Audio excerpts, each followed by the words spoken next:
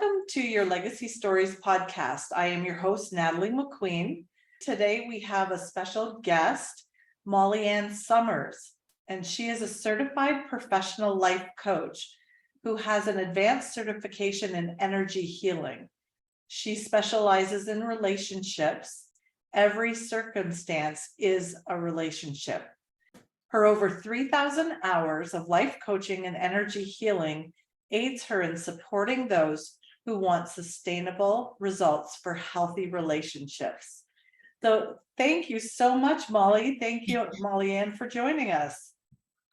Thank you so much for having me, Natalie. And you work around legacy, and believe it or not, that actually coordinates very, very well with kind of what I do, because I work with inherited emotional energy. So people are, in a sense, leaving their energetic legacy down through the generations. And so I see a definite correlation between what you do. Absolutely. So, you talk about energetic energy healing, epigenetic energy healing. That's a hard word just to say. So why don't you share with us a little bit about what that is and how you work with people? Okay, I will. Thank you so much. I'm going to give you the explanation that my mentor and teacher gives for epigenetic energy healing. We have inherited emotional DNA, which can present itself through fears, through patterns, belief systems. And these can include positive things like success, but also maybe procrastination or fear of public speaking, or anxiety and limiting beliefs, which can show up in relationship trauma. It can show up in business stagnation in various ways. Now, our DNA code, like our eye color or our height, that cannot be changed. But within the DNA code is epigenetics. Now, real simple, epigenetics is based on life experiences of our ancestors, and we do inherit many of their gifts and talents, scarcity, trauma, and negative belief systems. Epigenetics actually is changeable at any time in your life. And if you could imagine, what would your life look like if you had more confidence and a better belief system in what you could accomplish? Okay. Absolutely. Like, think about how I love that you say that, because we get so many traits from our both sides of our parents and back. I look very much like my aunt, and we have the same sense of humor. Mhm. And so when my mom, dad, aunt, and uncle are together, or we're together, my mom would always call me my aunt's name. We'd mix us up. I'm like, I'm your child, she's your sister. But when we're together, we have so many similarities that, yeah. Absolutely. I've heard that I'm much, much more like my mom's sister than my mom. And I only saw her a couple of times through life. And believe it or not, we had crazy characteristics like having guest towels in the bathroom that are for guests. Some Right. use those. Oh, Silly that's funny. characteristics like that we have in common. We'd only met a couple of times. So yes, absolutely. Yeah, but we probably pick up negative traits as well, right? Yes, and trauma. Yes, there's actually Lisa Thomas, who is my mentor. She actually worked with someone that was absolutely positively petrified of spiders with Oh, wow. no understanding as to why. Never had been bit by one or anything. And through the epigenetic energy healing that she did, um, she was able to release that trauma. And then the young woman actually started looking into it, and as far as a generational thing, and she had someone in her past generations that had been bit and died from a spider bite. Oh, wow. Yeah, yeah. That's crazy. That's incredible. So you can help someone today, living and breathing, Mhm. release some of the stuff that generations back have put into our DNA and passed down. Absolutely. I kind of want to address this if I can. Some people wonder if, because I'm working through past generations, Mm. if it might not be kind of woo-woo. You know I what was just going to I say that. I could mean? hear my husband now. Well, you know, if you want to look at the science aspect of it, Yeah. Einstein has said we are energy. That's all there is to it. Everything is energy.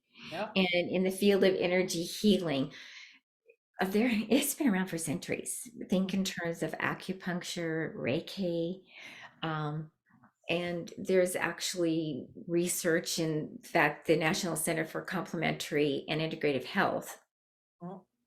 has put out articles supporting that your body is energy and you can manipulate. I mean, you can manipulate that energy in order to heal it. So Yeah. again, what you might be more familiar with would be acupuncture or Reiki. Okay. Yeah. But There think is a about science how, behind it, but really all you need to understand is that, like Einstein said, everything is energy. yeah, Everything. Okay. think about how we vibrate in society, right?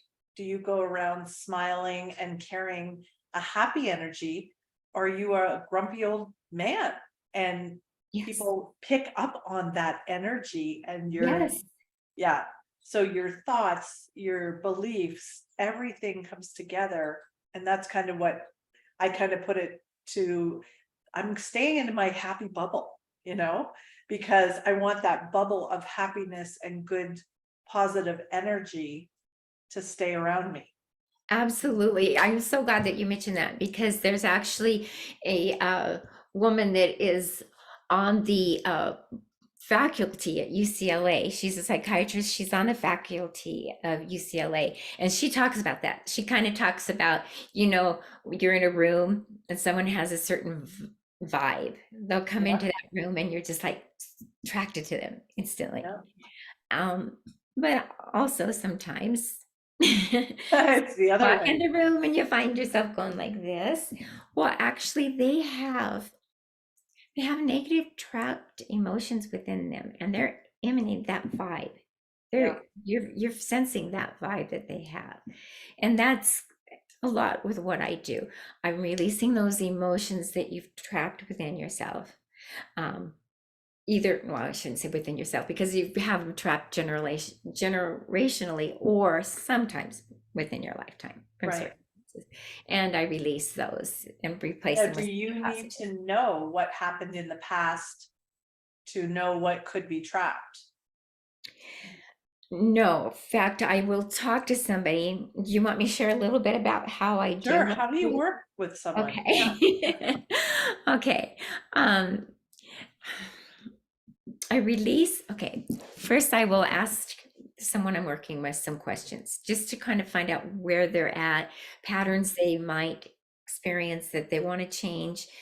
They might not know why they have those patterns of behavior. Right. Okay. And we talk about the different areas in their life that's being affected by that. Okay. Then I muscle test using, I guess it's called kinesiology if we're going to get technical. Yeah, right. I use kinesiology and a scan list because essentially I'm muscle testing, I'm tapped into the subconscious, which knows. Mhm. Okay. Then you can't fight it, can you? Right. Now, our cognitive mind, we think we know, but Yeah. you realize it's our nature to want to have an answer. Mhm. And our conscious mind will make sure we have an answer, even if we're telling a story to get it. And even if we don't like that story, darn it, we're going to have an answer to what's happening in our life. And that's what our cognitive mind is busy doing. With kinesiology, I tap into the subconscious mind and then I do a scan list to see what emotions are trapped. Yeah, Okay. I'm a huge believer in that because I used to work for a chiropractic office, Yeah. and one of the chiropractors would say, bring in your medicine and I will muscle test to see if it's the right one for you. And she could be like, oh no, this is what's messing your system up. and she could tell by putting a few of the tablets on their body, and Yeah, there's no, like, their arm would just go completely weak. yeah, So I've seen it in action. yeah, yes. Yeah, again, it goes back to energy and the subconscious, and it's trapping that energy, and we can tap into it and see what those emotions are that are Yeah, trapped. Yeah, that's absolutely. gotta be as a fun superpower to have. Well, it's not a superpower, I know. actually. It was many hours of training, and I'm a wonderful Yeah. mentor. So, yeah. So does it work every time? Yes, it does. But it can also be a progressive thing, Mhm. because if you think about it, we have many, many things trapped within us, either generationally. Sorry, I should be able to say that better because I deal with it so much. But we have things that are trapped within us in that respect and within our lifetime. And, think of how many generations back it could go. Right. I Or kind of picture it like the onion, right? You peel off one layer and then exactly, something else exactly. surfaces. So Yeah. it's a process. It is a process. But I have clients that even after one session feel that I've tapped into something that is spot on Right. to why they may be having the patterns they have. Yeah. You know, So I work with a lot of authors, coaches, um, speakers. What would be something that maybe they would be thinking, maybe I should try this? Like, what would be a sign? absolutely. I mentioned, previously about fear of public speaking, and you Mhm. might not have any idea why you have a fear of public speaking. You could have inherited that. Another thing is writer's block. Mm. I Oh work yeah. a lot with people that they'll be fine. Sometimes even for years, they'll put out one book that just like that. And then they're working on a second one, they're going along and they get this block. And Okay. so I work with them on maybe something they're not even aware of that they're trying to express in their Yep. writing, and it's blocked because of Wow. something generational that is trapped, or even again within their lifetime. Something might have occurred that they don't even realize is related to what they're trying to express, and that they can't, because Wow. yeah. That's amazing, because think about so many people, I hear that often, I was like on my way, I've got half the book written and I'm just at a standstill. Yeah.